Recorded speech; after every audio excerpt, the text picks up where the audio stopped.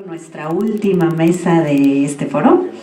Tenemos el honor de contar con Eduardo Escalante de la Dirección de Operación de Sitios de la Unidad de Planeación, quien nos va a apoyar en la modelación de esta mesa. Y bueno, pues le cedo la palabra. Hola, ¿qué tal? Buenas tardes, gracias por la invitación de estar hoy aquí con ustedes. Y pues bueno, demos inicio a la mesa número 4, vinculación y planeación. Primeramente tenemos la participación de Patricia Mijan. ¿Estuvo bien? Sí. Jesús Muñoz, Mariana Díaz, Claudia Trejo, Gabriel Severiano y María Teresa Ramírez, con la participación iniciativas de difusión del proyecto de conservación e investigación de pintura mural de la costa oriental de Quintana Roo. Muchas gracias, gracias por estar aquí después de este breve descanso. Yo voy a dar ahora la ponencia, pero en nombre de todo el equipo. Esta presentación se deriva de las iniciativas de divulgación, más que difusión en realidad, del proyecto de conservación e investigación de pintura mural de la costa oriental de Quintana Roo, que hemos estado trabajando desde el 2011 y finalmente como que en este último año se concretaron, pues ya como que tuvimos la información y el tiempo y las oportunidades sobre todo de ir como materializando estas iniciativas que les vamos que les voy a contar ahora, ¿no? Primero que nada, bueno, pues la divulgación o la difusión pues es una parte de las estrategias que estamos utilizando para fomentar, digamos, la conservación a largo plazo, y además de que, bueno, pensamos que es nuestra responsabilidad como proyecto, bueno, como servidores públicos del INAH, difundir lo que hace el INAH y nosotros como proyecto de conservación, como a todos los niveles. También es importante en este caso porque los visitantes casi no tienen acceso a la pintura mural, entonces pues muchas veces ni siquiera se enteran que existe pintura mural en el sitio, ¿no? Entonces resulta muy importante hacer una divulgación de esto, ¿no? También, bueno, lo hicimos en Tulum porque de los 4 sitios donde estamos trabajando, que es Tulum, Muyil, Tancay y Xel-Há, pues es el sitio que ha funcionado un poco como el punto de partida para muchas cosas en temas de investigación, conservación, metodologías, estrategias y demás en el proyecto, y además por las características del sitio. Este sitio, como todos saben o espero que sepan, tiene ejemplos importantes de pintura mural posclásica y relieves también policromados del posclásico, y estos se localizan en templos, en palacios, subestructuras, y prácticamente ninguno de estos tiene acceso a los visitantes, ya que por las características de la arquitectura misma, que son templos pequeños y demás, y al número de visitantes, que ahorita van a ver un poco de qué estoy hablando cuando hablo de número de visitantes, pues sería imposible que tuvieran acceso a las estructuras porque comprometería la conservación de los edificios, de las pinturas, y de plano no es posible. Y además tampoco hay los custodios suficientes para vigilar todas las zonas. Entonces, bueno, les cuento un poco más que aquí pueden ver unas estadísticas desde el 2012 al 2016, cómo ha ido aumentando la visita turística en Tulum. En 2012, que ya es una pasada la cantidad de visitantes, hubo 1.000.000, casi 200.000 visitantes, y cada año ha ido incrementando, y el año pasado tuvimos 1.733.929 visitantes, de los cuales la mayoría son visitantes extranjeros, y bueno, no la mayoría, pero sí hay un mayor porcentaje de visitantes extranjeros. Como ustedes saben, pues Tulum se encuentra en un entorno privilegiado, es espectacular el entorno, el lugar. Aquí pueden ver, este es un videíto que nos mandó Darwin Carabeo, el jefe del sitio, de uno de estos días que fue el fin del mundo, en diciembre del año, ¿de qué fue? Del 2012, que entraron, no sé, más de 5,000 visitantes por día, no, era todavía más, ¿no? Era una cosa así brutal, ¿no? Y esto es la entrada, o sea, donde está el área de la taquilla, y la cola llegaba, bueno, prácticamente hasta la carretera, de esta cantidad brutal de gente. Y esa gente, toda esa, está dentro del sitio en un momento dado, en un sitio de, pues, que mide el sitio como, son 600 por 400, yo ya había sacado el número, pero no me acuerdo. Pero es un sitio relativamente pequeño, delimitado por una muralla, con los accesos está delimitado en, a ver si está aquí, en andadores, más o menos el 80% del turismo de masa, que sí podemos llamar turismo de masa, llega en grupos organizados, con un guía, con el tiempo súper limitado, y pues prácticamente les dan una visita súper corta, no hay un museo de sitio. Los guías, tampoco hay muchas publicaciones, mucho avance en la investigación arqueológica desde hace muchos años, entonces los guías están como muy atrasados, muy poco actualizados con referencia a Tulum, y entonces pues yo creo que también ellos mismos se aburren de dar lo mismo, y entonces inventan un poco, pero bueno, no, esa ya es otra cosa, no voy a decir eso. Pero bueno, el caso es que la visita pues es muy corta, en realidad tiene el tiempo limitado, casi todos vienen de los cruceros, de los tours que traen las agencias de la Riviera Maya, de Cancún, entonces pues tampoco tienen realmente mucho interés. Su objetivo es la última parte de la visita, que es llegar a la playa y tomarse la foto y decir que fueron ahí, ¿no? Entonces pues tenemos, por lo tanto, esta falta de información, de interés y demás, pues nos genera como mucha necesidad y también restricción en las visitas, en crear herramientas de divulgación y al mismo tiempo una oportunidad, ¿no? Porque también pues es un espacio donde podemos ver qué tanto se puede hacer, ¿no? Se presta mucho para varias herramientas.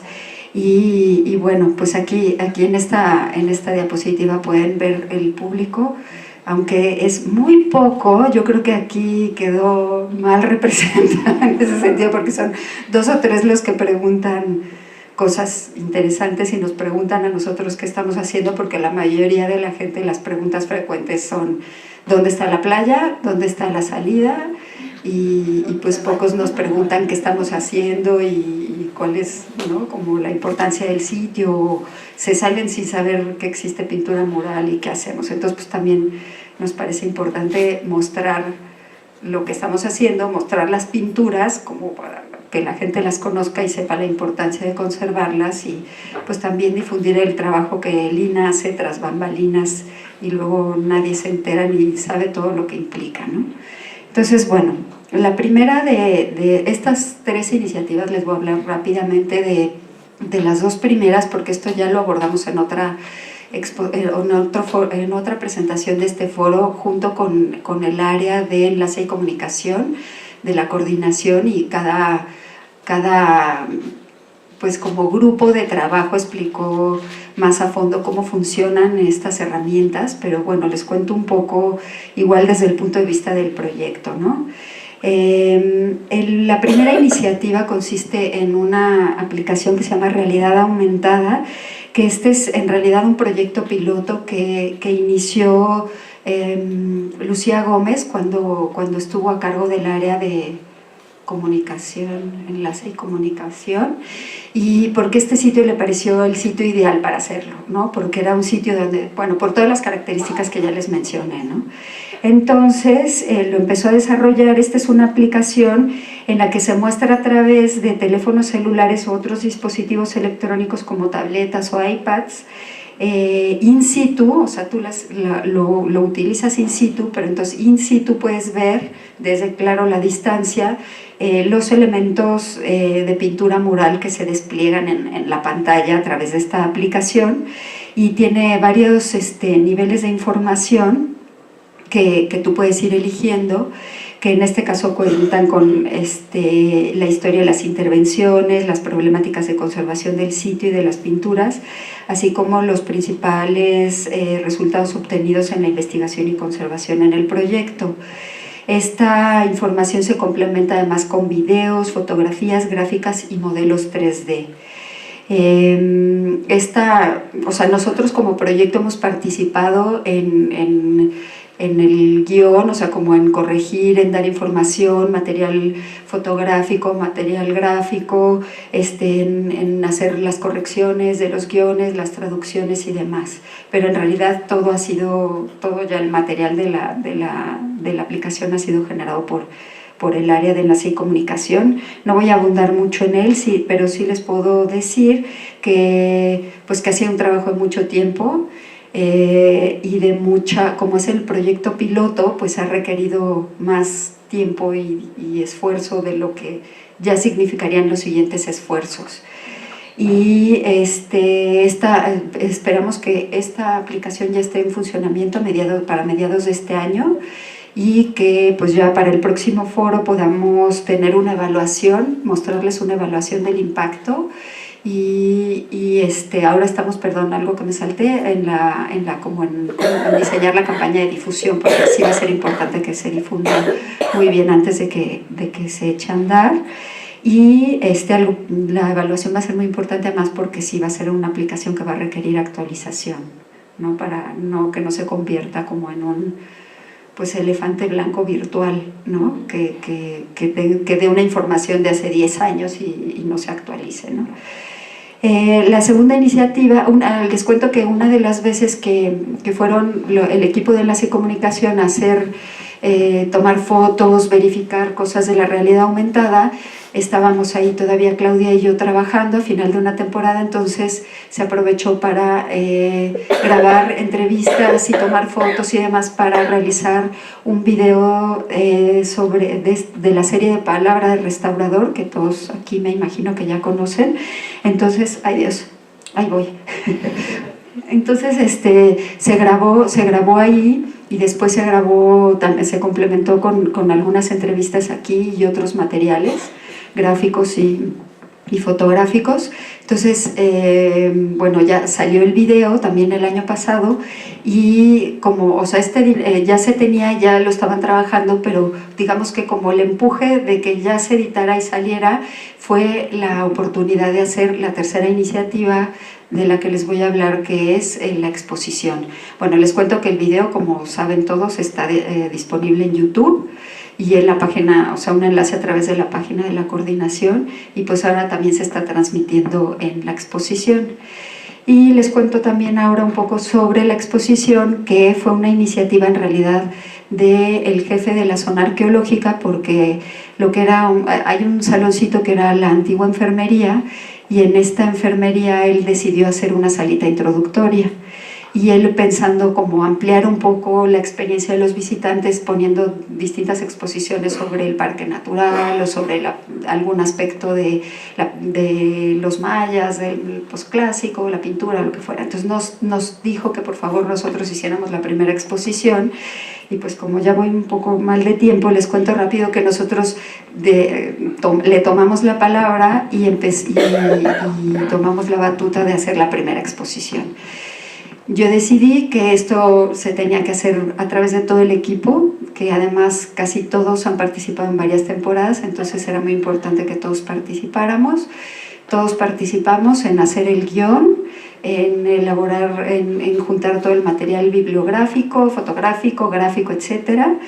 Y después le pedimos al área de enlace y comunicación, que como ellos ya tenían todo el conocimiento del sitio y toda la experiencia que tenían antes con la realidad aumentada y el video, si ellos podían hacer el diseño de la exposición. Entonces, por un lado estaba el equipo, el enlace y comunicación, y también en la zona arqueológica, que ellos participaron con ideas de cómo tenía que ser y cómo no tenía que ser, y ellos imprimieron las láminas y estuvieron en el montaje, etcétera. Fue un trabajo, imagínense, para mí, que yo estaba entre 3 fuegos diferentes, fue un poco complicado, pero al final los resultados fueron muy lindos. Acabamos inaugurando la exposición el día antes de terminar, que era el objetivo, que la exposición estuviera mientras nosotros estuviéramos en temporada, pero bueno, lo logramos el último día.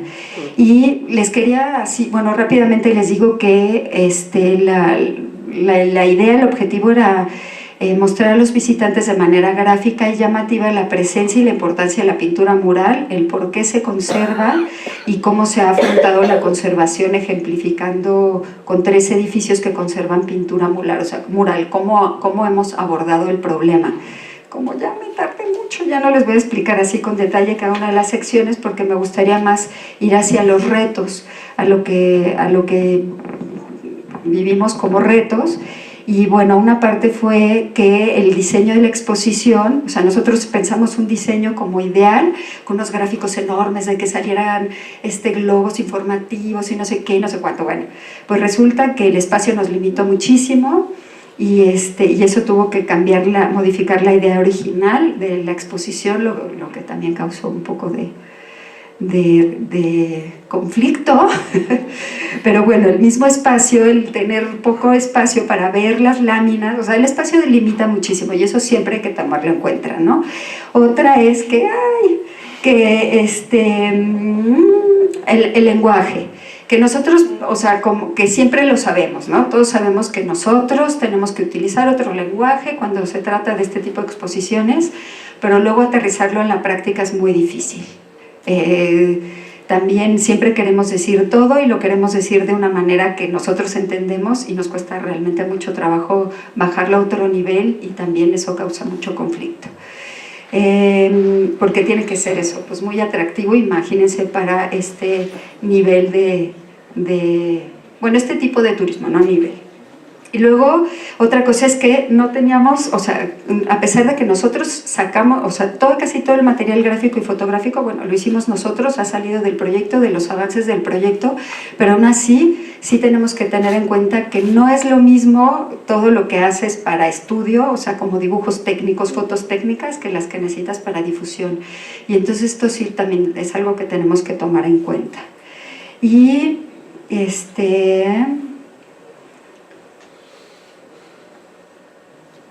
La falta de tiempo también fue una limitación bastante importante, porque había que hacerlo antes de que acabara la temporada y además cuando se cerraba el año presupuestal, ¿no? Entonces era así, de estas carreras que además decíamos, si no se hace ahora, no se hace nunca, ¿no? Porque quién sabe qué va a pasar el año que entra.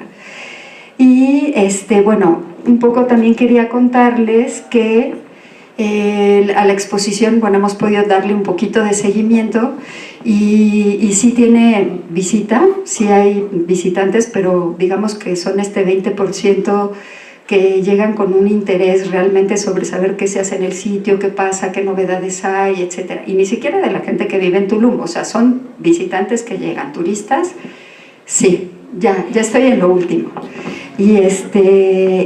Pero a mí lo que me parece muy interesante es que los que sí realmente donde ha tenido un mayor impacto ha sido con los guías.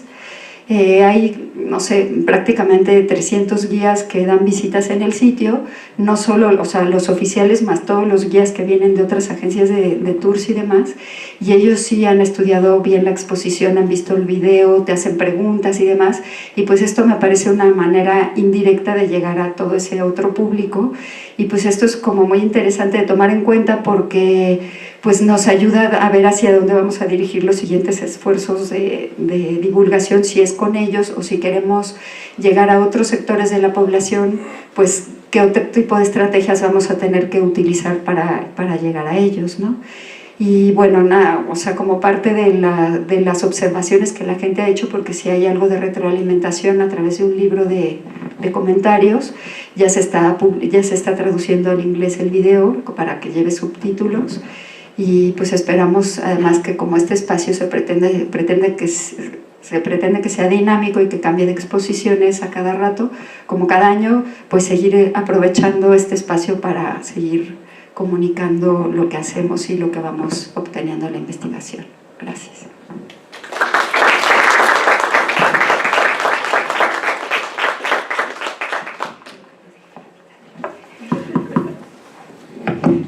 Muchas gracias. Bueno, esta presentación realmente, por lo que me interesaba hacerla, era porque creo que tendríamos que discutir más sobre las estrategias de vinculación dentro de los proyectos de orden arqueológico, cómo nos relacionamos con diferentes comunidades de usuarios, y creo que la experiencia que hemos tenido en Ekbalam, pues, aunque es muy preliminar, a lo mejor puede ayudar a esbozar nuevas estrategias o nuevos caminos, o incluso interactuar entre nosotros como en una conversación más efectiva sobre estas estrategias que son importantes de difusión del trabajo, y en este caso no nada más de difusión del trabajo de conservación, sino de pues, cosas mucho más, en mi opinión, relevantes en términos de las comunidades implicadas, ¿no? Bueno, ya saben, Ekbalam por octava vez. Si no saben a estas alturas ya no hay nada que hacer. Bueno, no puse muchos gráficos en esta ocasión, pero los únicos que elegí sí son de las experiencias que hemos tenido de estas experiencias de vinculación y de interacción con las comunidades cercanas. En Ekbalam hay 3 comunidades cercanas, Santa Rita, Ekbalam y Junuku, que son 3 comunidades pequeñas, entre 25,000 habitantes una y 12,000, perdón, no, ¿qué estoy diciendo? 300 habitantes en Ekbalam, 2,400 en Santa Rita y 8,000 o 9,000 en Junuku. Son 3 comunidades muy pequeñas, pero están alrededor del sitio, y bueno, son básicamente los proveedores de servicios, tanto de los proyectos arqueológicos de conservación como de otros servicios turísticos y de apoyo al turismo, ¿no? Bueno, el objetivo de esta presentación realmente reflexionar sobre la importancia de la inclusión social en la difusión del trabajo que hacemos, discutir las estrategias que usamos para generar actitudes y comportamientos positivos que estimulen la protección, la preservación y la conservación, así como un uso adecuado de los vestigios arqueológicos, definir los métodos para poner en valor este patrimonio en diferentes comunidades, porque como les decía, tenemos pues, los pobladores cercanos, locales, los turistas y los prestadores de servicios, y establecer los ejes y estrategias para promover y fortalecer los vínculos de la identidad de las personas que viven ahí a través de la reflexión del patrimonio arqueológico en su paisaje natural y cultural, ¿no? Lo que hemos tratado de hacer en Ekbalam es, bueno, tratar de usar algún marco de referencia teórico, conceptual, que nos guíe en esta práctica de vinculación con las comunidades de usuarios, ¿no? Y bueno, hay 2 autores que a mí me gustan mucho, que he tratado de integrar sus ideas al proyecto tratando de generar una visión menos vertical, por venir de la institución en la que venimos, ¿no? Que es como muy impositiva en cuanto a lo que hacemos, ¿no? Y en cuanto a la preservación del patrimonio, y interactuar de una manera un poco más horizontal y más generar un diálogo, ¿no? Una conversación más que una imposición de nuestra parte.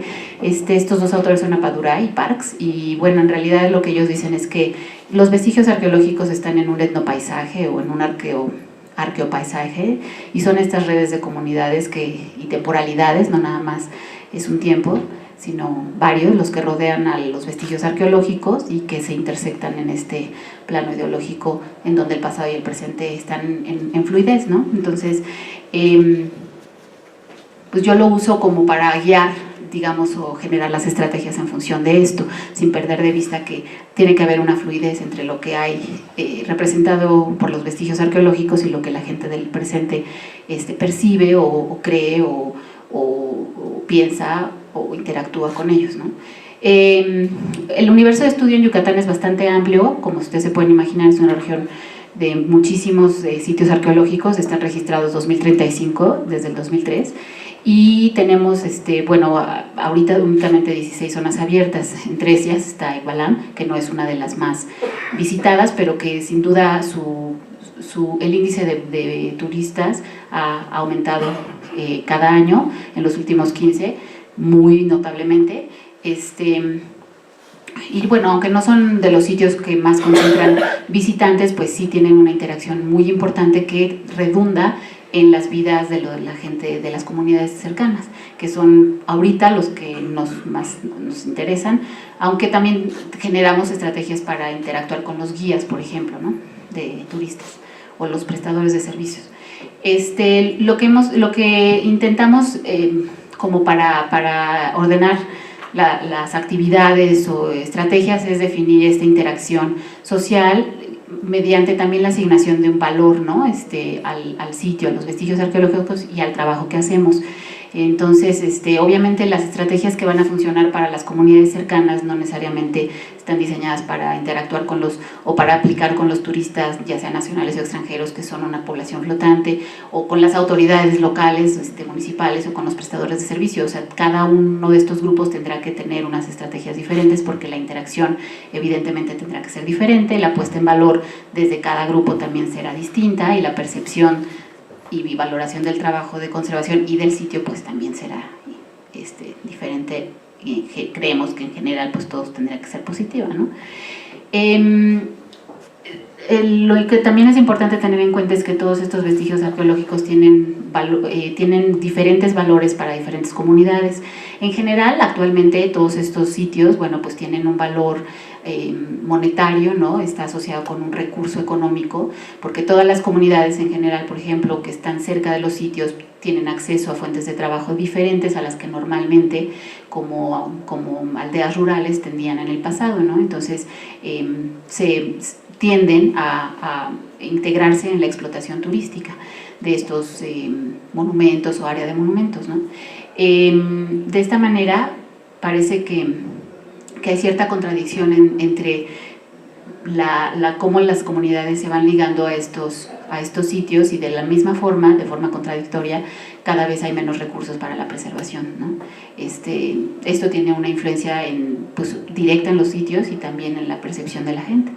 Entonces habría que, por este motivo creemos que sí es súper importante replantear las responsabilidades, no nada más nuestras, sino de los usuarios, que cada vez pues son más y tienen mayor incidencia en los sitios para obtener recursos de ellos.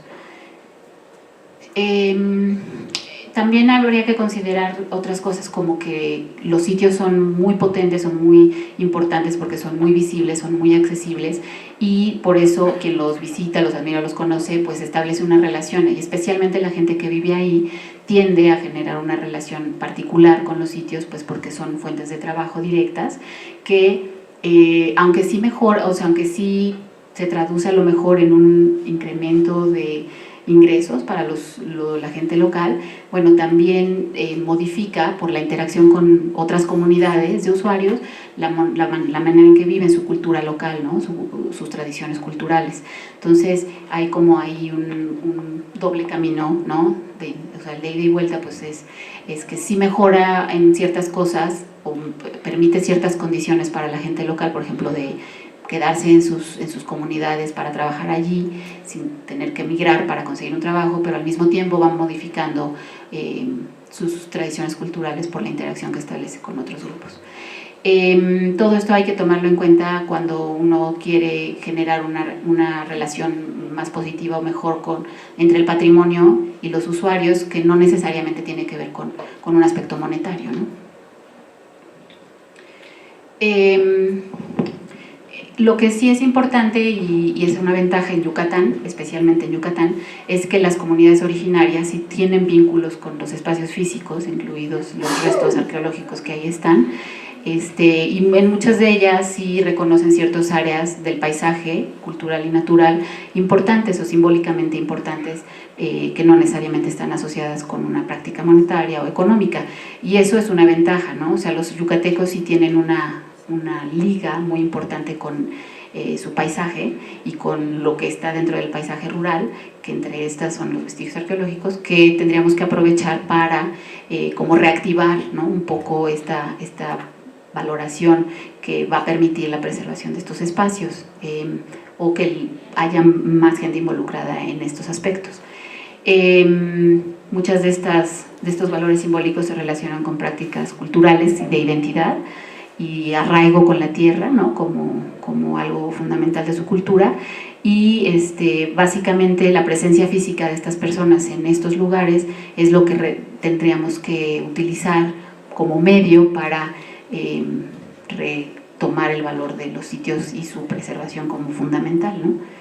En este sentido, las prácticas estatales pues, son básicamente contrarias a esto porque son muy impositivas en el sentido de restricciones, ¿no? No se pueden hacer muchas prácticas ya en los sitios arqueológicos, están limitados ciertos usos y entonces pues muchas ceremonias y muchas cosas que se hacían en el pasado pues ya no se pueden hacer porque son áreas designadas como de patrimonio cultural y están limitadas espacialmente para realizar ciertas cosas, aunque ha habido cierta flexibilidad para ciertos grupos permitirles acceso para ciertas actividades ceremoniales y qué sé yo, que bueno, es digamos una cosa a favor de la preservación.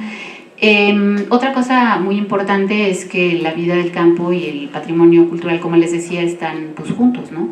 Entonces la mayoría de la población está directamente asociada con estos paisajes o estos espacios culturales, bueno, que nosotros consideramos patrimonio cultural, y entonces para reactivarlos pues no es nada difícil apelar a este tipo de cosas, ¿no? Voy a saltar eso. La idea de estas estrategias que queremos, o sea, que hemos realizado y ahorita para donde queremos ir es que, bueno, podemos generar programas de actividades que ayuden a detectar los valores que las comunidades otorgan a los sitios. En vez de tratar de imponer esos valores a la gente, pues habría que explorar más bien qué valores asignan ellos, diseñar los programas de actividades que ayuden a detectar las actividades lúdico-reflexivas en las comunidades para promover el acercamiento y reconocimiento de estos espacios.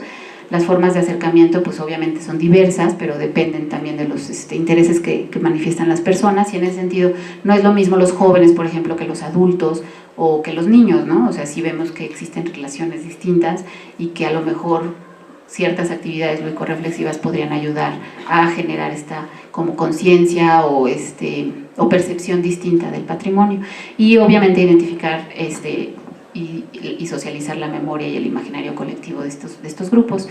En Negualam en realidad hemos hecho un programa de colaboración que incluye a los habitantes de las comunidades dentro del propio proyecto, en la que activamente participan con sus saberes y sus prácticas, y eso ha sido bastante interesante porque, bueno, tiene una implicación, su participación de forma que mientras más involucrados están y más saberes como que integran en el proyecto, pues más empoderamiento del patrimonio tienen, ¿no?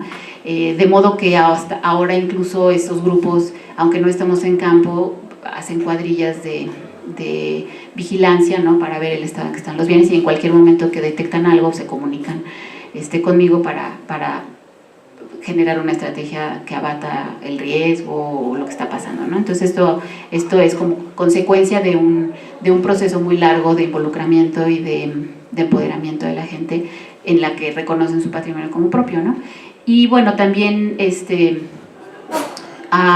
hemos tratado de integrar estas actividades de las que les hablaba con las comunidades infantiles en el nivel educativo. O sea, hay dos plataformas diferentes. Una es la educación formal y otra sería la informal. A través de la formal, a través de las escuelas, como en Yucatán además la asistencia de los niños a la escuela es bastante alta, o sea, la mayor parte de los niños en Yucatán van a la escuela primaria, después abandonan o es como más fluctúa su asistencia escolar, pero en primaria sí la mayor parte de los niños están en la escuela. Entonces creemos que en ese ámbito escolar es donde tendríamos que interceptar a la gente, ¿no? Que para generar esta conciencia. Entonces hemos hecho algunas actividades con las escuelas rurales de Negualam y Santa Rita, invitándolos a... ¡Ay, un minuto! Invitándolos a las zonas para realizar estas actividades lúdico-reflexivas en las que, por ejemplo, los niños se les explica o sea, hay muchas actividades, pero una de ellas, por ejemplo, es el juego de pelota, ¿no? Entonces se les invita a los niños a que juguemos pelota en el juego de pelota como se hacía en el pasado, y eso ha generado, es increíble la manera en que los niños integran este saber y esta práctica como algo importante, ¿no? O, por ejemplo, la identificación de elementos iconográficos de la arquitectura o de las decoraciones arquitectónicas y su asociación con prácticas que ellos realizan, por ejemplo, la siembra, las ceremonias para la lluvia, la cosecha, en fin, todos estos elementos que se asocian con esas prácticas que todavía sus familias practican en sus casas, tienen un impacto importante para ellos, ¿no? y que generan un lazo directo con el sitio. Bueno, esas son, y bueno, pues nada más les quiero mostrar algunas de las fotos que tenemos, que es un trabajo adicional de campo que tenemos que hacer, que requiere muchísimo tiempo, pero es súper gratificante en mi opinión, ¿no? Porque, bueno, pues los niños son muy perceptivos y muy abiertos y disfrutan el sitio de una manera diferente que si se hace una visita escolar mucho más formalizada, como seguramente todos ustedes tuvieron cuando eran niños, ¿no? En los museos de Lina o en las zonas arqueológicas cercanas a la ciudad, ¿no? Aquí es mucho más participativa e interactiva, e incluso queremos que los niños puedan o tengan la libertad de reconstruir, por ejemplo, la propia historia del sitio de Ekbalam a través de, no sé, por ejemplo, sus dibujos, ¿no? Entonces hicimos una serie de sesiones de dibujo se acabó el tiempo, ¿sí? Para que contaran la historia del rey Yukitkán-Lektok y la familia del rey a través de la visita en el sitio, ¿no? Entonces fue muy interesante, los dibujos eran como muy, aquí los niños, por ejemplo, están jugando pelota, ¿los ven? Ahí, en el juego de pelota, y bueno, también dentro de todo esto, ¿no? Hacer una valoración del trabajo de conservación como algo importante y en la que ellos mismos eventualmente pueden participar, ¿no? Ay, tan breve que no puedo decir tantas cosas que quiero, pero bueno, esa es un poco la idea de esta presentación, y ya pues en las preguntas, si alguien quiere comentar algo, pues ya lo haremos. Gracias.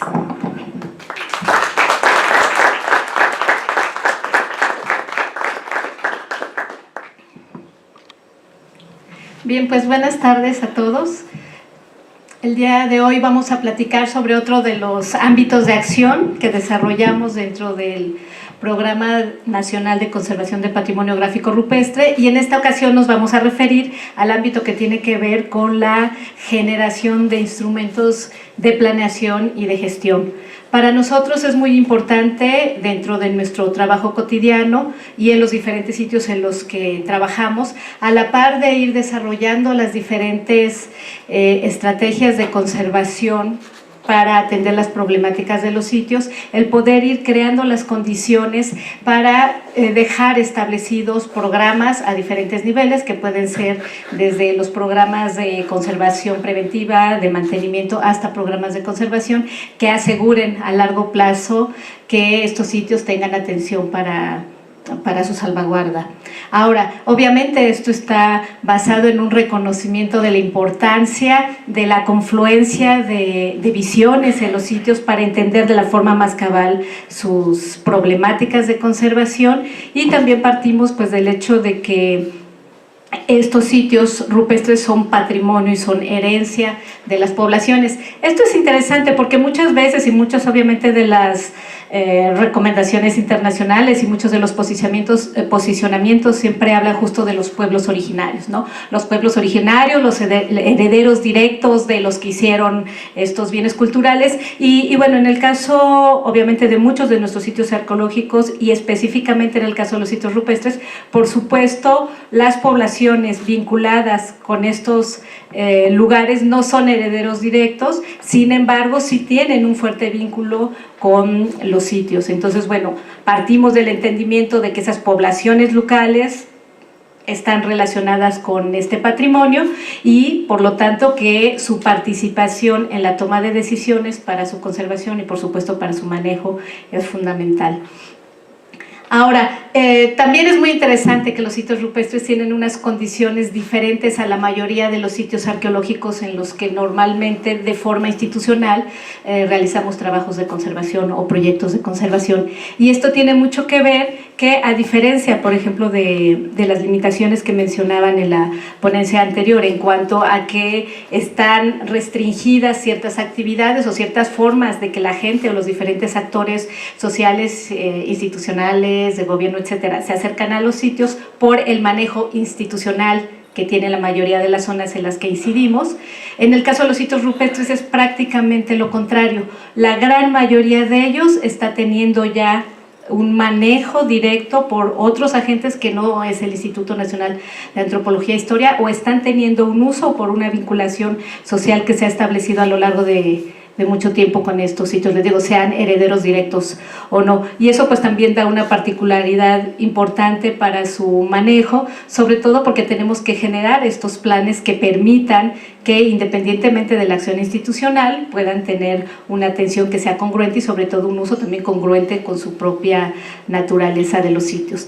Entonces, bueno, para poder desarrollar estos planes de conservación, pues partimos del entendido de esta significación importante de los sitios como espacios de confluencia de disciplinas de sociedad, y ello tiene mucho que ver con el reconocimiento de sus diferentes significados y valores. En este caso también muchos de los sitios rupestres siguen siendo sede no solo de rituales y de ceremonias tradicionales, sino de actividades que las mismas comunidades locales han impreso en ellos. Y por otro lado también esta característica de ser una unidad indisociable entre los elementos naturales y culturales, que por supuesto se dan en todos los sitios arqueológicos, pero específicamente en estos sitios donde la creación humana está plasmada directamente en la naturaleza y que tiene mucho que ver con toda la idea del paisaje cultural, pues toman mayor relevancia, y por lo tanto en su misma conservación el equilibrio entre el patrimonio cultural y el natural es fundamental. Y pues dentro de ello, por supuesto, reconocemos mucho la importancia de los nexos sociales, que es lo que finalmente le da un sentido a todo ello. Así que bueno, partiendo de este reconocimiento de la singularidad, tanto de la materialidad como de todos los contextos naturales, socioeconómicos en que están inmersos los sitios, los planteamientos que hacemos de conservación pues van de la mano con estos instrumentos de planeación, en donde también es fundamental partir desde el nivel regional, es decir, de la dinámica, el poder reconocer cuál es la dinámica regional en que están inmersos y cómo está impactando en las posibilidades de conservación de los sitios, para después pasar al nivel de sitio y al de manifestaciones gráfico-rupestres. Es decir, que aquí nuestro universo no está delimitado por la poligonal, como ocurre en muchas de las zonas arqueológicas que ya tienen un manejo directo por parte del patrimonio, sino nuestro universo está determinado por todas aquellas cuestiones contextuales que están incidiendo en los sitios. Así es entonces que, el programa rupestre, a la par de generar todos los proyectos de conservación específicos, considera como uno de los objetivos de estos proyectos el establecer esta posibilidad, como decía, las condiciones y la posibilidad de contar con estos planes. Para ello, como uno de nuestros objetivos, y es una línea siempre constante dentro de todos los proyectos de conservación específicos que desarrollamos, se encuentra el desarrollar procesos participativos. Nos queda clarísimo que no puede haber instrumentos de planeación que puedan ser efectivos si no están de alguna forma validados por los diferentes actores o agentes vinculados de alguna forma con los sitios, no solo directamente en su conservación, sino en su uso y en su reconocimiento. Y por otro lado, pues también el objetivo de desarrollar todas estas acciones que parten de cuestiones reflexivas, de revaloración sobre los sitios y sobre todo de incorporarlos o reincorporarlos a la vida cotidiana. Todo ello va enfocado a generar estos instrumentos de gestión y planeación, en donde por supuesto la multidisciplina es fundamental, y hacia donde enfocamos todo nuestro trabajo es que ello permita realmente establecer una responsabilidad compartida frente al patrimonio, porque los proyectos institucionales tienen inicio y fin, pero quienes se quedan vinculados con ese patrimonio, quienes ven en ellos sí elementos de identidad y quienes puedan hacer algo para su conservación a mediano y largo plazo, pues son estos diferentes agentes sociales. Entonces, bueno, a continuación les vamos a presentar dos casos muy diferentes de cómo se han realizado estos procesos para ir encaminando la creación de planes de conservación y de planes de conservación preventiva, de conservación y de mantenimiento, que también nosotros los vemos como el componente de conservación que debe de llegar a los planes de manejo si es que estos sitios los tienen, o también que sea la forma de ir fomentando que estos planes de manejo generales puedan existir.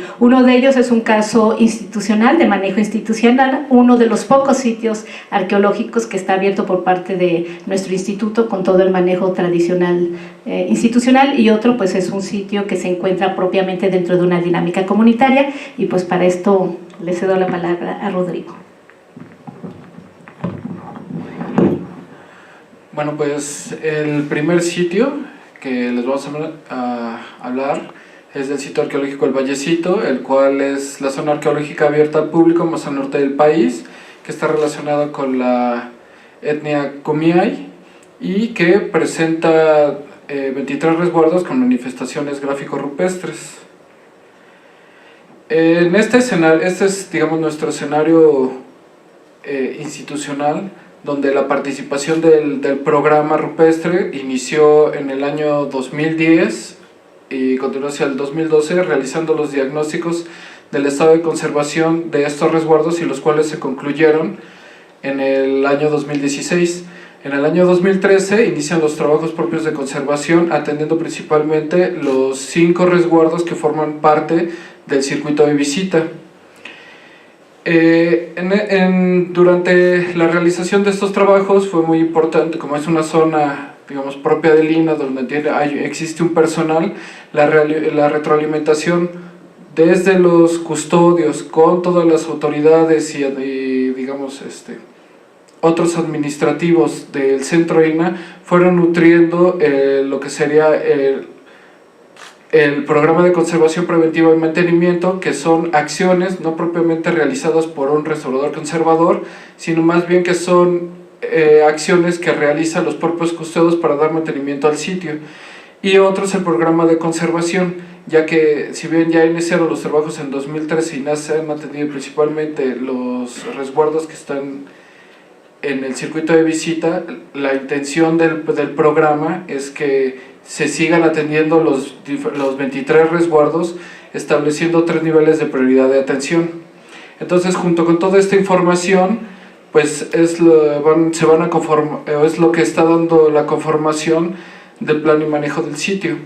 Pero no solamente es, digamos, este aspecto, digamos, más técnico o propiamente de la conservación, sino también se trata de echar a andar la puesta en valor del sitio a través de las comunidades que rodean el sitio, y principalmente tener un acercamiento nuevamente con la etnia Kumeyaay, la cual se realizó en el 2015, y bueno, se han realizado, y bueno, fue bastante importante. Mostramos aquí unas fotografías de la visita, de algunos de ellos, y además otras diferentes acciones con escuelas primarias y otros acercamientos al ejido y a la rumorosa, para intentar echar los mecanismos de apropiación del sitio. El siguiente escenario no es institucional y tiene que ver más con la vinculación con la sociedad y con la gente que son, digamos, poseedores de los terrenos de este patrimonio.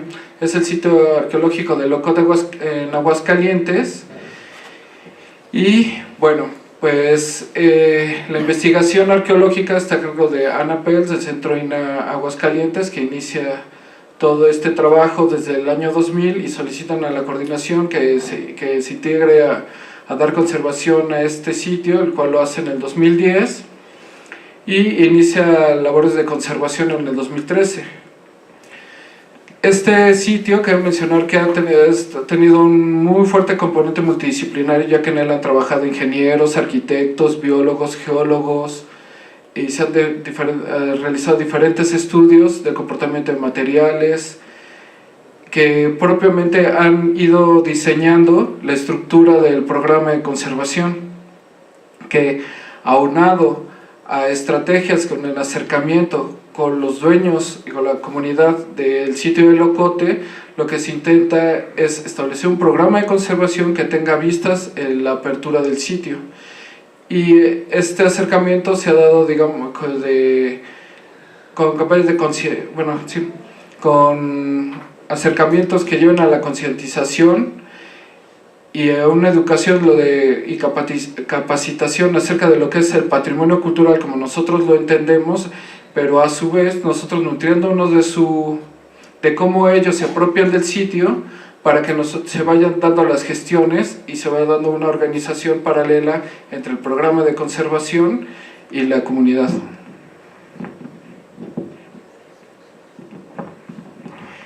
Bien, como se observa, lo importante es poder identificar los agentes, tanto sociales como institucionales o de autoridad, que realmente sean los decisivos para poder establecer acciones a mediano y largo plazo para los sitios rupestres.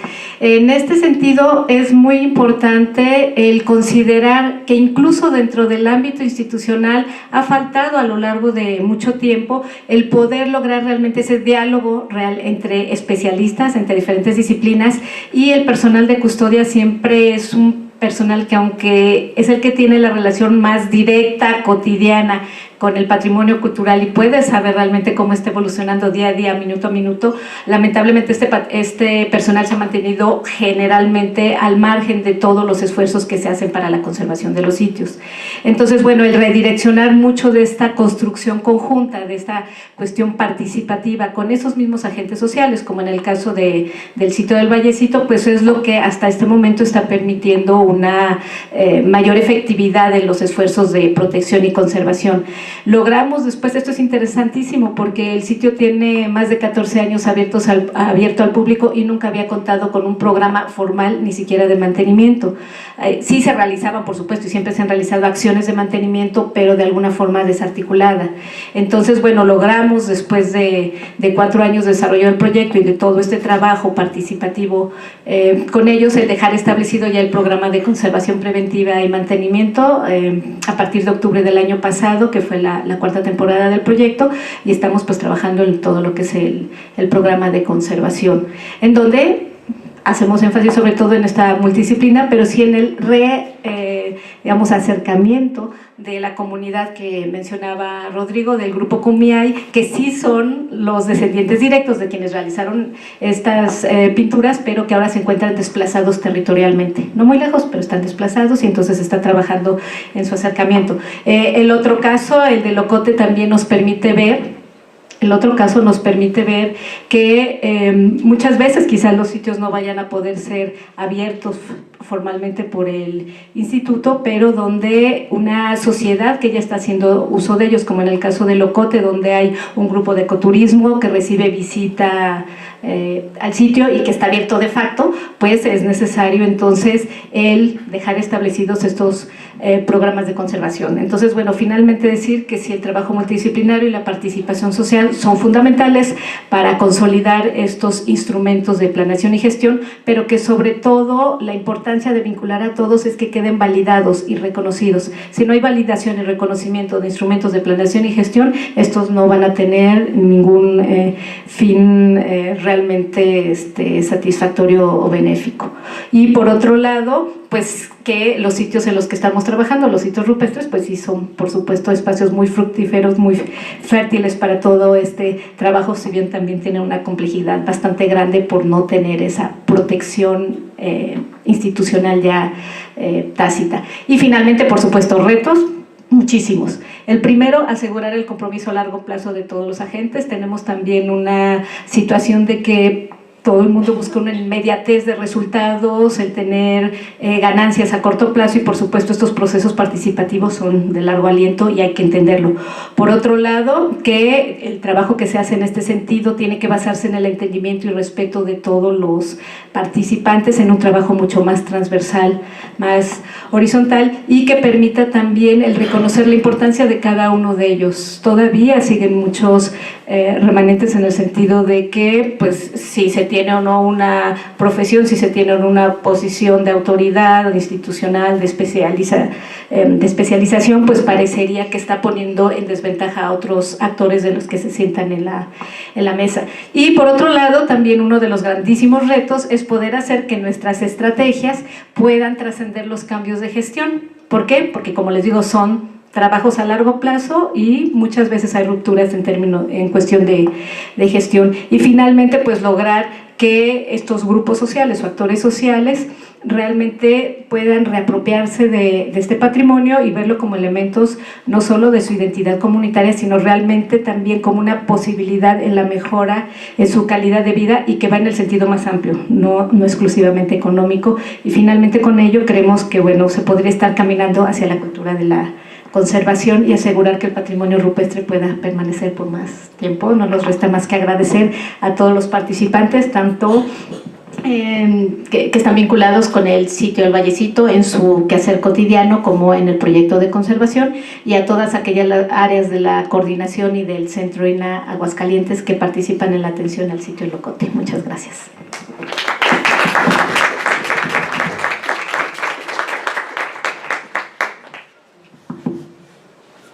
Gracias. Bueno, es una presentación que, consideraciones que estamos haciendo en conjunto con el arqueólogo de la zona de la zona de monumentos arqueológicos del Tajín.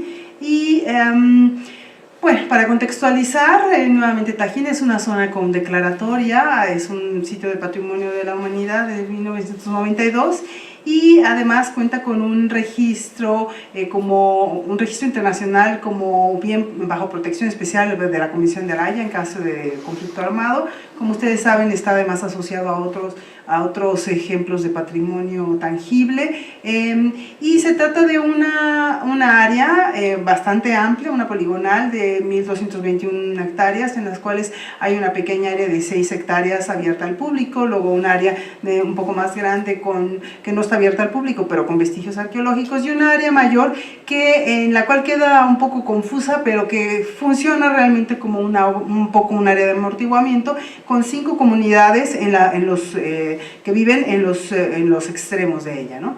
Y bueno, institucionalmente, académicamente, pues hay una serie de atributos que tienen valores asociados, arquitectónicos, arqueológicos, tecnológicos, estéticos, pero también hay que reconocer que es una zona que sigue manteniendo una identidad cultural para las poblaciones vecinas, pero también para el estado entero e inclusive a nivel nacional, y sobre todo para la gente que vive cerca, tiene un valor económico importantísimo porque es la fuente realmente de oportunidades de trabajo para ellos, ¿no?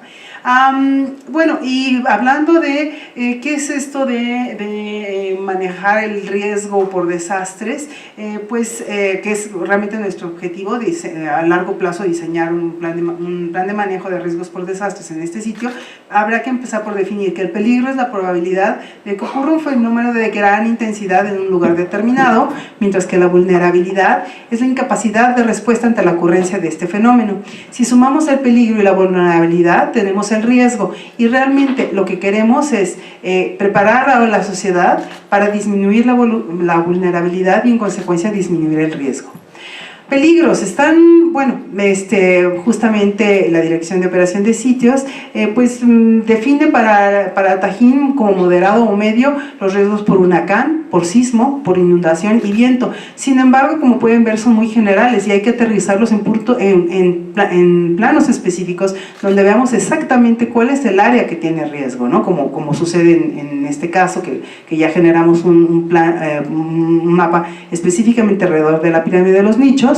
Y también, por ejemplo, se habla de un peligro bajo por tormentas eléctricas y no se menciona el peligro por deslizamiento de tierra. Sin embargo, como vemos a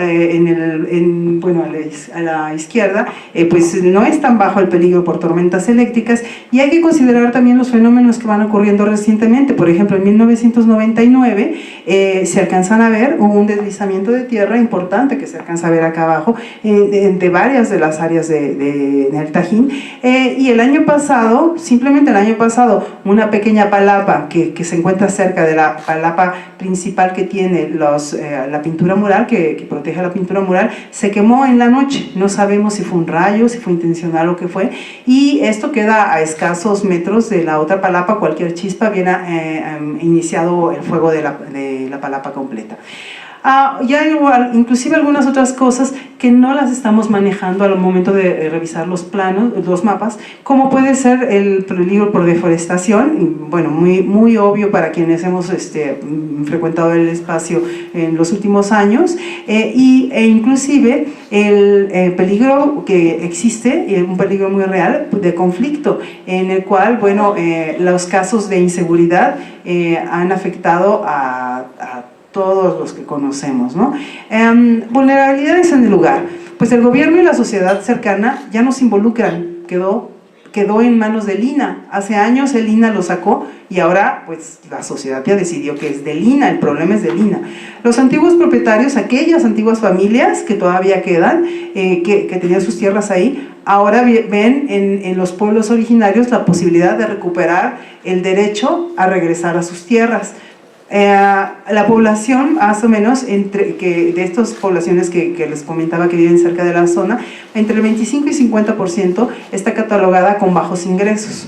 El plan de manejo del sitio no contempla un apartado de manejo de desastres y no se cuenta, además de todo, con un presupuesto destinado a la generación de la información y la cartografía precisa que necesitamos en este espacio, aunque ahora, bueno, estamos empezando a ver algunos caminos por ahí, ¿no? Y para hacer este ejercicio de qué pasa con los desastres en Tajín, ¿qué tenemos que considerar? Bueno, hacemos un escenario hipotético. ¿Y cuál es nuestro peor escenario hipotético? Hay un huracán, cae un trueno justamente en el edificio 1, que por cierto, la cubierta es flamable, no hay vigilancia por la noche, no hay extintores y está lejos de los senderos o de cualquiera que pueda dar una señal de alarma. ¿Qué pasa? La cubierta prende fuego, se colapsa y daña los murales de forma irremediable. Mientras tanto, el mismo huracán pues empieza a llover, hay lluvia intensa y entonces que además las bajadas de agua se vuelven peores porque hay deforestación, con lo cual cerca de la pirámide de los nichos el suelo es impermeable, no deja que el agua se filtre, los drenajes son insuficientes y el mantenimiento ha sido escaso durante los últimos años. En consecuencia, alrededor de la pirámide de los nichos se inunda y hay pérdida de planados. Y finalmente, en la misma noche y a la mañana siguiente, pues en el Museo del Sitio, la lluvia es intensa y hay mucho viento, con lo cual las vulnerabilidades es que el museo, diseñado por cierto, y actualmente bajo el resguardo del gobierno del estado, tiene ventanas y domos de vidrio, hay árboles cercanos y el mantenimiento es escaso simplemente por esta disputa entre que si le toca al gobierno o le toca al INAH, y las vías para acceder rápidamente al espacio están bloqueadas por el comercio informal, en consecuencia, que además estos dejan sus puestos día y noche, ¿no? En consecuencia, pues puede haber fácilmente una rama impactar uno de los vidrios, hay ruptura de vidrios, hay daño y en consecuencia daño a las piezas en exhibición, además de una posible inundación del mismo museo. Así que, ¿cuál es la metodología siempre para pensar en esta prevención de desastres? Hay 3 pasos. Mitigar, o sea, ¿qué podemos hacer desde ahorita? Respuesta, es decir, cuando ya llegó el huracán, ¿qué hacemos? Y tercero, pues ya pasó el huracán y ahora ¿cómo regresamos a su estado original, lo que ya se descompuso? Iba a decir otra cosa. Bueno, mitigación. Entonces empecemos por mitigación. Hay un nivel de planificación y un nivel técnico. Por ejemplo, en el nivel de planificación, bueno, pues revisemos las estrategias de prevención, hay que sensibilizar a la sociedad de cuáles son lo que hay ahí y por qué no es solamente problema del INAH. Hay que construir una red de respuesta rápida, hay mucha gente que podría ser voluntaria, hay que diseñar estrategias para recaudar fondos, siempre nos quejamos de ello, revisar normas del uso del suelo y negociar con los antiguos dueños, hay que diseñar una zona comercial adecuada, hay que generar mapas de riesgos específicos. Ya en el nivel técnico, bueno, es que cerca de la palapa pues hay que poner un pararrayos, hay que poner retardante de fuego, hay que poner extintores, unos contenedores de agua cerca del espacio, hay que hacer un monitoreo estructural, hay que controlar las plagas. Al mismo tiempo, a la pirámide de los nichos, bueno, pues que el sistema de drenaje funcione, hay que cambiar las pendientes, hay que registrar las prácticas de deforestación y hay que iniciar una campaña de reforestación. Y al museo pues sería conveniente tener un inventario actualizado, un mantenimiento adecuado del edificio, seleccionar qué piezas tendríamos que mover en el caso de una emergencia y cómo hacerlo, hacer un buen plan de evacuación y dónde vamos a almacenarlas temporalmente y quién se va a hacer cargo. Bueno, llegó el huracán y golpeó. ¿Ahora qué hacemos? Igual hay que desde ahora diseñar lo que se podría hacer. En este caso, bueno, antes que nada, pues que alguien transmita la señal de alarma a los contactos que previamente ya deben de estar organizados, relacionados con emergencia y con voluntarios. Nada más una cosa antes. En rojo, si se ven, pongo priorizar e involucrar. Hay que priorizar las acciones porque no podemos hacerlas todas, nunca tenemos dinero para todas. Y sobre todo, hay que involucrar. No somos los únicos responsables y no vamos a poderlo ser y no tenemos la capacidad para resolverlo todo. Y en ese sentido, en la respuesta, pues sí, por ejemplo, transmitir la señal, hay que saber quién es el responsable del INAH y por parte de la sociedad. Hay que asignarlos desde un principio. En el edificio I, pues hay que poner ya se prendió fuego y ya está ocurriendo el desastre. Hay que poner en acción las tareas que previamente acordamos de extinción de incendios y saber, ya tener perfectamente diseñados quién del INAH va a correr a tratar de resolver, a implementar más bien las medidas, el departamento de bomberos que también ya sepa exactamente qué va a hacer, la organización de voluntarios también tener ya un plan perfectamente definido. En la pirámide de los nichos, bloquear la acumulación de agua. Bueno, sí, ya sabemos cuáles son los puntos donde se va a acumular, vamos evitando que se acumule ahí, ¿no? Y también todo eso, ¿quién lo va a hacer?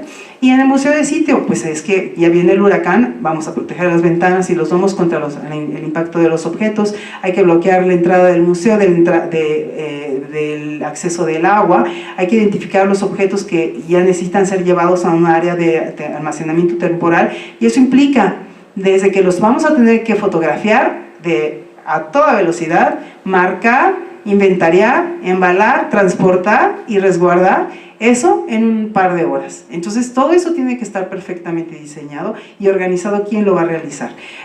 Y algo que siempre se nos olvida, ¿y quién le va a dar la nota informativa a los periodistas que además van a llegar, van a estorbar y van a llevarse la nota roja, ¿no? Entonces de todo eso hay que estar prevenidos y hay que planearlo desde antes.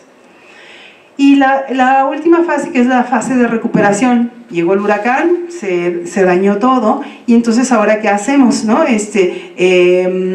Ya quedó aquello quemado, el museo pues con ventanas rotas, la plaza alrededor de la pirámide de los nichos, el agua estancada.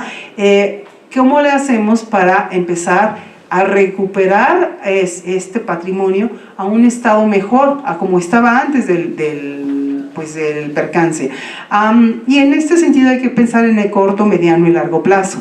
En el corto plazo, por ejemplo, pues básicamente son acciones técnicas de salvamento, de ubicación y de delimitación de áreas en riesgo y de una evaluación rápida y sistemática, que también hay que identificar quién lo puede hacer. Y una evaluación rápida y sistemática, pues tan sencillo como ya desde antes tener las fichas preparadas, ¿no? O sea, de saber pues qué fichas vamos a usar, qué tipo de diagnóstico vamos a realizar, cómo lo vamos a apoyar gráficamente, qué elementos tenemos dónde están los planos, los gráficos, las fotos, porque si después ya pasó el huracán y a la semana tenemos ya que entregar el reporte, va a ser un gran esfuerzo ponerse en ese momento a reunir toda esa información que no sabemos ni siquiera dónde está. Todo eso tiene que estar perfectamente organizado desde antes.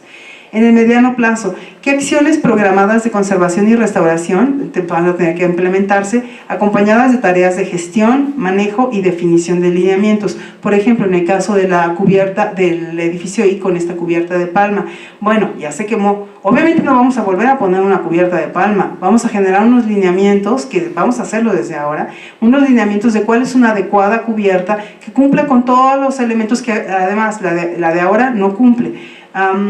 Vamos a tener ya tareas de gestión que van a asegurarse de que todos esos elementos de la sociedad, ya desde gobiernos locales, federales, sociedad, visitantes y demás, se integran en este esfuerzo, y también pues todo lo que pueda hacer debidamente el manejo del sitio.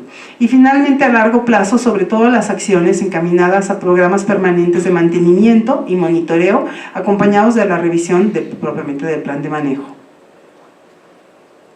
En conclusión, este ejercicio, esto fue solo el ejercicio, un ejercicio como para empezar a ver de qué nos preocupamos, ¿no? Y la verdad es que yo llevo varios años preocupándome por la Palapa, diciéndoles a todos que por lo menos pongan el pararrayos. Pero bueno, el ejercicio tiene que hacerse, pero se tiene que hacer no entre, e insisto, no exclusivamente entre personal del INAH, no exclusivamente además entre los que estamos involucrados en el INAH. Es un ejercicio colectivo y que por supuesto va a llevar tiempo, pero es un ejercicio en el cual tenemos que llamar a la sociedad, tenemos que llamar a los gobiernos, y de esta manera no nada más se va a lograr generar un plan de manejo para desastres, se va a lograr recuperar el espacio, volverlo vivo nuevamente para toda una sociedad, más allá de los beneficios económicos que puede representar.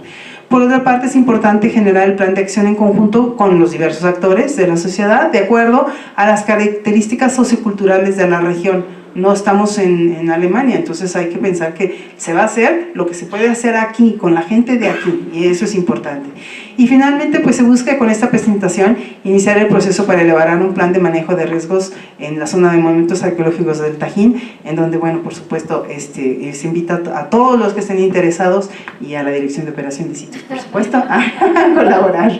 Y bueno, ojalá que esto también sirva no nada más para el Tajín, es un ejemplo de cómo podríamos hacerlo para muchos otros lugares, que creo que sería un ejercicio muy interesante y que por supuesto me apunto a colaborar en lo que quisieran. Muchas gracias. Los participantes pueden pasar aquí adelante por si hay alguna pregunta para ustedes.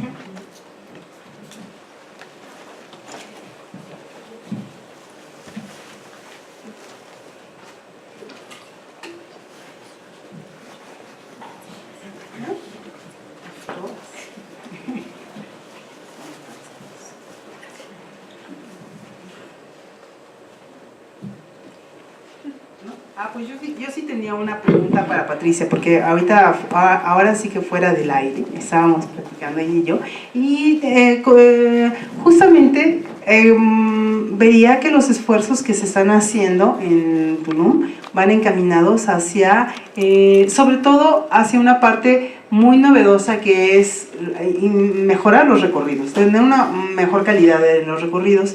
Y por otra parte también la exposición que montaron pues también está encaminada, como dices, indirectamente a mejorar la calidad de estos recorridos. Pero más allá de este ánimo de difusión, que me parece importantísimo, porque luego trabajamos y no enriquecemos ningún recorrido, mi pregunta era, ¿y qué pasa con la sociedad? O sea, ¿cuál es la sociedad alrededor de Tulum? Más allá de estos italianos, franceses, alemanes, rusos, japoneses y demás, ¿y qué pasa con México y Tulum, ¿no? O sea, ¿cómo se articula esta parte, ¿no? ¿Y qué se está haciendo al respecto? Creo que me voy a preparar. Pues mira, sí es complicado, porque Tulum es una ciudad muy joven, bueno, ciudad-pueblo, que sí surge pues por la zona arqueológica, es lo que impulsa un poco, ¿no? Los primeros hoteles y demás, pero ya no tiene nada que ver con eso. Hay como 3 Tulums diferentes. Uno es el Tulum de la zona arqueológica, que tiene su propia población, el Tulum de la playa, que ahora está llena de hoteles boutique, que son 12 kilómetros de hoteles boutique que no tienen prácticamente relación alguna con la zona arqueológica, porque ahí viene gente desde artistas de Hollywood a neoyorquinos, gente de Europa y no sé qué, porque son los que lo pueden pagar, a los hoteles de las playas. Y si tú les preguntas si ya fueron a la zona arqueológica, qué relación, casi todos los dueños de esas playas son extranjeros, de esos hoteles, ya ni siquiera son mexicanos, todos son italianos, españoles, americanos, o sea, que les importa un cuerno, ellos no han ido ni siquiera a visitar la zona arqueológica. O sea, conocemos a gente que lleva 10, 15 años viviendo en Tulum y nunca ha ido a la zona arqueológica, así. Entonces, pues ellos están como más por el tema del turismo playa, ¿no? El turismo, ecoturismo, no sé qué. Incluso los nuevos agencias de tours que están tratando de hacer ecoturismo y eso, por supuesto que no llevan a la gente a Tulum, los llevan a Mollil, a Xel-Há, a otros lugares, ¿no? O sea, en realidad la población que llega a Tulum son la gente de Cancún, o sea, de las agencias de Cancún, de Playa del Carmen y de los cruceros. Esos son así como el turismo de masa que llega. Y pues sí, o sea, muchos que van, aunque no vengan así como los tours y eso, pero prácticamente los que más llegan son los que están quedando como fuera de Tulum. Ahora, la población de Tulum, pues ya son, o sea, hay 8 custodios, sí, 4 o 5 de mantenimiento que están cambiando. Es una población que viene de Veracruz, de Yucatán, de Tabasco, de no sé qué, donde no hay un arraigo, no hay para nada una identificación con Tulum como su patrimonio. O sea, es como todo lo contrario por lo menos de las zonas que estabas hablando de Yucatán o de incluso de Tajín, donde sí les impacta económicamente.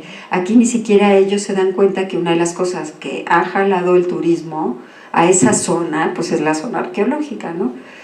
Y porque pues casi toda la gente que llega a la zona arqueológica no se queda en Tulum, sino que se va, ¿no? Y luego pues el pueblo tiene otro tipo de población, la que vive ahí, que son la mitad extranjeros, la mitad veracruzanos y gente de Aguascalientes, de Monterrey, del DF, del no sé cuánto, pues también tienen como muy poca relación con la zona arqueológica.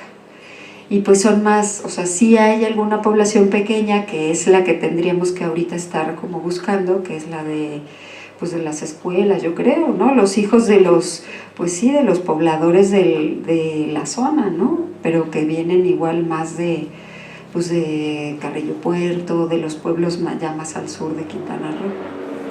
Pero no está tan fácil, porque además, por ejemplo, con la gente que trabajamos están cambiando todo el tiempo, se regresan a sus pueblos de Yucatán, o sea, van ahí para ganar dinero, ¿no? Porque en sus pueblos de Yucatán pues ganan muchísimo menos. Entonces no está tan fácil, creo que sí necesitamos como que entrarle por muchos lados y pues por ahora fue el tema de pues como del turismo, ¿no? Que ese es el primero que le tenemos que llegar porque es el que más impacta ahorita a la zona, pero sí que sería bonito incluir a otros sectores de la población. No sé si alguien del equipo quisiera decir algo más, que ya no veo casi nadie.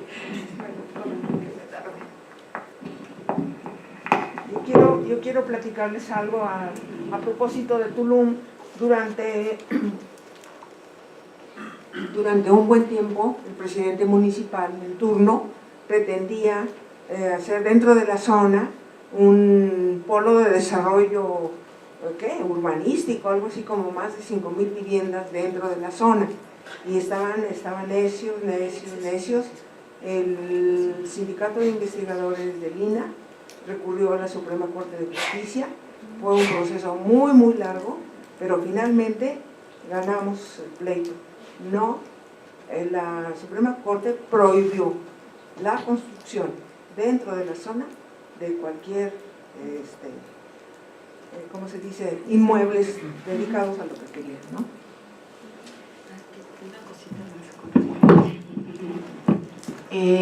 Bueno, Tulum es parque nacional, entonces por suerte esa parte ya no está tan en riesgo, pero lo que sí hubo una época en que pues pasaba lo que Tajín y Chichén, que todos los comerciantes estaban prácticamente adentro del castillo y de todo. Bueno, nunca llegaron a entrar, pero sí estaban en el área de servicios, ¿no? Y en el centro lograron desplazar a la gente hacia, que son como 600, 700 metros antes de la entrada de la zona arqueológica, y ahí hicieron un área comercial, pero bueno, siguen amparados y en pleitos gruesos, pero gruesos, porque quieren recuperar el espacio de la zona de las taquillas para vender.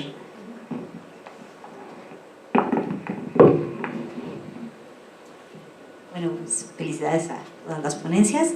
Ale, yo te quería preguntar, en todos estos años que lleva el proyecto de Palam, 15 me parece, si has tenido algunas experiencias que sean de alguna forma más impactantes o algunas que por el contrario, pues a lo mejor te hicieron replantearte la manera de vincularte con la sociedad. Pues mira, la verdad es que es desde hace muy poco tiempo que establecimos como esto como un objetivo del proyecto, ¿no? Y creo que ahí también pues, es importante reflexionar, o sea, cuando te planteas inicialmente un proyecto, a lo mejor ahora es distinto, pero hace 15 años pues no era un objetivo prioritario relacionarnos con las comunidades, y eso lo fuimos descubriendo a medida que regresábamos cada año y que había continuidad y que, bueno, pues veíamos que los hijos de la gente que trabajaba tanto con nosotros como con el proyecto arqueológico, pues de alguna manera iban al sitio, pero ya la parte, digamos, formalmente ha sido pues desde hace muy poco tiempo que hemos tratado de establecer o restablecer estos vínculos con diferentes comunidades, y creo que que pues todavía no ha terminado de cuajar porque no hemos podido dedicarle más tiempo, y entonces eso nos permitiría así como hacer una evaluación más, como que todavía, como es tan, de alguna forma, ha sido tan informal y ha sido como un proceso de, bueno, cómo lo estructuramos de la manera más lógica, o sea, tratando de también relacionar, de que no genere tensión en esta relación que tenemos con las comunidades, ¿no? Pues la verdad es que ha sido lento y tampoco le hemos dedicado continuamente tanto trabajo, ¿no? Que ahí yo también creo que es algo que nuestros proyectos a veces no permiten, ¿no? O sea, tenemos muy limitado el tiempo de intervención, y entonces hacer todo este trabajo es mucho tiempo, es mucha energía invertida y te saca completamente de las prioridades de productos específicos de conservación, ¿no? Entonces, yo lo que creo es que más bien tendríamos que integrar a grupos interdisciplinarios para que a la par estuvieran haciendo este trabajo, ¿no? Y la verdad es que, en mi opinión, el acercamiento con las comunidades, con los locales, con las comunidades locales, especialmente con los niños, ha sido súper efectivo, porque a partir de eso hemos podido interactuar con, por ejemplo, las mamás, ¿no? Que son las que menos van a los sitios arqueológicos. Van los hombres porque trabajan ahí o tienen alguna relación con los que trabajan ahí, pero, por ejemplo, las mujeres, pues muchas de ellas nunca habían visitado el sitio, y cuando nos llevamos a los niños, que eran desde 6 hasta 12 años, estaban súper preocupadas porque no sabían a dónde iban a ir los niños y si iban a subir las super piramidotototas, ¿no? Y estaban agobiadísimas. Entonces ahí podemos como que empezar a establecer un vínculo con las mujeres que tienen hijos, ¿no? Y que nunca visitan el sitio, ¿no? Y que entonces ahí vimos el chance de, bueno, poder, o sea, en el futuro, pues, organizar algo para esa comunidad. Con los guías es más fácil porque los guías en general están grupos que están ahí y viven ahí, o sea, son personas que viven en las comunidades y que se han formado a través de la Secretaría de Turismo y tienen mucha disponibilidad. La verdad es que los arqueólogos en ese sentido, los arqueólogos del sitio han hecho una súper labor porque han capacitado a todos los guías o a los que quieren, ¿no? Y tienen muy buena información y les han proporcionado fotografías y material audiovisual para que ellos mejoren su visita. Entonces, en ese sentido no han requerido tanta, o sea, nosotros no hemos tenido que hacer tanta vínculo con ellos porque ya existe, y además apoyan muchísimo nuestro trabajo, o sea, siempre dan buena información, nos presentan, hablan de nuestro trabajo, entonces no todo el tiempo nosotros tenemos que establecer ese vínculo con los turistas, entonces eso también es algo interesante. Con los prestadores de servicio que van y vienen de, por ejemplo, Cancún y Playa y todos estos, la verdad es que tenemos buena relación, y también yo creo que de manera muy informal hemos proveído información a ellos cuando notamos que dan información falsa o rara o extraña, y yo sí me les he acercado muchísimo y son súper receptivos, ¿no? En eso. Y como son los mismos los que regresan generalmente, pues cada año tenemos ahí sesiones de actualización informales, ¿no? Pero digamos que todo esto, lo que a mí lo único a lo que voy es que tenemos que, pues sí, sistematizarlo, ¿no? Y generar como estrategias en las que tengamos clarísimo cómo interactuar, ¿no? Pero bueno, yo creo que comparado con sitios como Tulum, pues vamos de super gane porque es diferente la población, ¿no? Y el arraigo es distinto y demás, ¿no? Y con Tajín pues probablemente más cercano a eso, pero no sé. Yo lo que creo es que ciertamente nos hace falta más articulación con el área de, que no me sé ni el nombre, comunidades, lo que llamamos comunidades.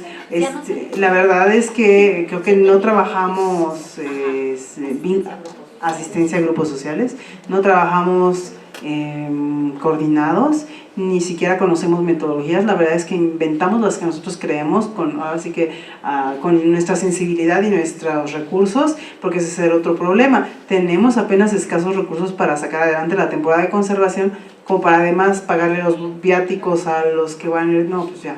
O sea, más bien un restaurador se pone a organizar la dinámica, el otro te ayuda y conseguimos voluntarios y armamos los talleres, pero es algo que tendría que ser pues de cajón, ¿no?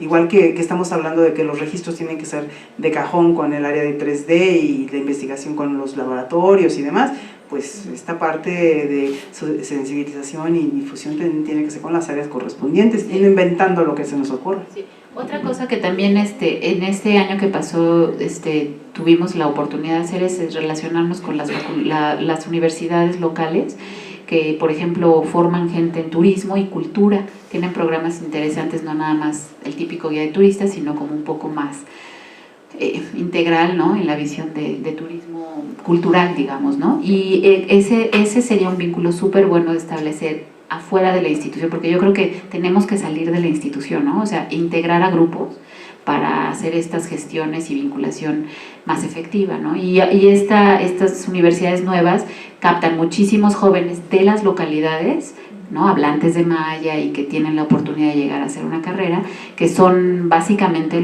como las personas ideales para llegarle a otros públicos y a otros usuarios, ¿no? Eso es por donde yo quisiera ahora interactuar más que adentro del INAH, que sí sería bueno. Yo creo que habría que dar un brinco hacia otras entidades, como dices, colectivizar un poco estas experiencias para enriquecerlas, ¿no? Y generar corresponsabilidades, ¿no? Claro, no, y yo creo que también hay que agregar un elemento muy importante, que es que definitivamente la conservación del patrimonio cultural y específicamente de los sitios arqueológicos no puede ser una tarea exclusivamente institucional. O sea, seguir pensando, o si alguien está pensando que únicamente los especialistas y las instituciones son los encargados y los que deben de participar en la conservación, pues no nos va a llevar a ningún lado.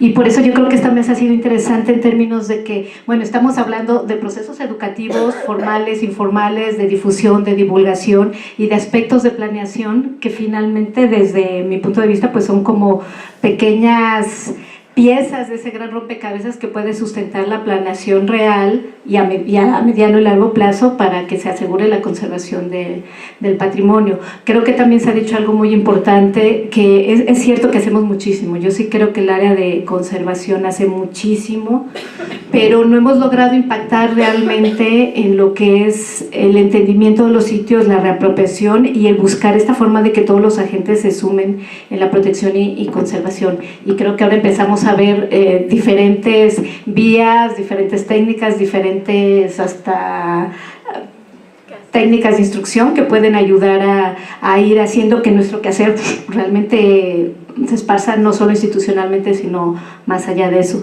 Y algo también que creo que tenemos que trabajar mucho más es qué es lo que entendemos cuando hablamos de relacionarnos con la comunidad y la sociedad, ¿no? Porque la comunidad no es un ente homogéneo que todo se mueve en el mismo sentido, y por eso yo sí recalcaba mucho lo que tenemos que hacer de identificar a esos actores clave, ¿no? Hay muchísimas instancias que en algún momento pueden estar interesadas en la protección o conservación del patrimonio, pero sí hay actores claves que tenemos que tener la capacidad de identificar y sobre todo sumar a estos procesos, y en ello yo sí creo también muchísimo en lo que es la generación de los organismos coadyuvantes del INAH. Yo creo que justo esas figuras son las que recogen esos elementos valiosos sociales y pueden acercarse, pero de una forma organizada, informada, hacia lo que sería la protección o el manejo del patrimonio, porque también buenas voluntades sin orientación y sin información pueden ser contraproducentes. Entonces, bueno, yo creo que sí hay diferentes formas en que el instituto ha buscado ese acercamiento social. Es cierto que hay que apoyarnos mucho más en todas las áreas especializadas ya en la vinculación con la gente. Podemos aprovechar figuras como, les digo, como los organismos coadyuvantes que tienen décadas existiendo pero que no se han aprovechado al máximo, como esas células de vinculación y de interlocución con los otros actores, y pues aprovechar todo lo que se ha planteado aquí para sacar mucho más afuera nuestro trabajo. Y lo último nada más que quisiera agregar es que pues la presentación de Dulce también pone un énfasis en lo que es justo la planeación para el manejo de riesgos. Entonces, bueno, creo que también es algo que en este momento se suma mucho más a la problemática que tenemos que enfrentar, porque hemos visto, creo que a lo largo del foro también, muchos aspectos en donde estamos viendo que están cambiando, nos gusta o no, si están cambiando las condiciones contextuales y que están impactando de forma diferente a los sitios. Y en esto sí el cambio climático es fundamental, pero también muchas otras cuestiones que están haciendo que los riesgos sean mayores, sean nuevos riesgos también, y a los cuales quizás tradicionalmente no se les ha puesto atención. Entonces, bueno, sumemos a los programas de mantenimiento, a los programas de conservación preventiva y a los de conservación, pues también lo que son los programas de manejo de riesgos. Pues sí, muchas felicidades por sus presentaciones. La verdad es que me voy con muchas ideas. Y rápidamente, que además quería comentar como 3 puntos, ¿no? El aspecto de los visitantes. Creo que resulta muy interesante que veamos a estas personas que visitan las zonas arqueológicas como visitantes y no como turistas. ¿Por qué? Porque la definición de turista es como... He visto varias definiciones, ¿no? Pero como que la más acertada es estas personas que son ajenas a un espacio y que visitan un lugar por motivación de ocio, ¿no? Pero, por ejemplo, las personas que viven al lado de una zona arqueológica y visitan la zona arqueológica, pues lo están haciendo porque convergen en el mismo territorio, ¿no? Entonces no los podemos ver como turistas tal cual. Pero entonces si los consideramos como visitantes, yo creo que englobamos todos estos actores sociales que están dentro de un sitio, ¿no? El otro aspecto es la vocación de los sitios. Creo que aquí en México tenemos la particularidad de que nuestras zonas arqueológicas pues son sitios que ya no están en uso. Son ciudades abandonadas, son pues la palabra ruinas, ¿no? Como este término romántico, y por lo tanto, por el hecho de que ya no están en uso, requieren de la labor de nosotros como especialistas para generar estos planes de preservación, de mantenimiento, diferente a los centros históricos de las ciudades mexicanas que por su uso constante, pues a lo mejor requieren un tipo de mantenimiento diferente, ¿no? Pues yo creo que si consideramos a las zonas pues como ciudades abandonadas, pues es como dice nuestro Coordinador Nacional de Arqueología, son como unos niños, bebés, que no podemos abrir zonas y dejarlas pues sin pañal, sin todas estas cosas, ¿no? O sea, tenemos que estar cuidándolas constantemente y eternamente. Y el otro punto son las áreas de amortiguamiento. Me parece que en el caso de Tajín mostraste muy claramente que las áreas de amortiguamiento no las tenemos que ver como territorios que rodean una zona arqueológica, sino a lo mejor las comunidades también son áreas de amortiguamiento, porque las comunidades pueden ser nuestros grandes aliados para solventar ciertos impactos externos que llegan a una zona arqueológica, ¿no? En ese sentido, a mí me gusta pensar un poco de un concepto en Europa que se le denomina la disneyificación de los sitios.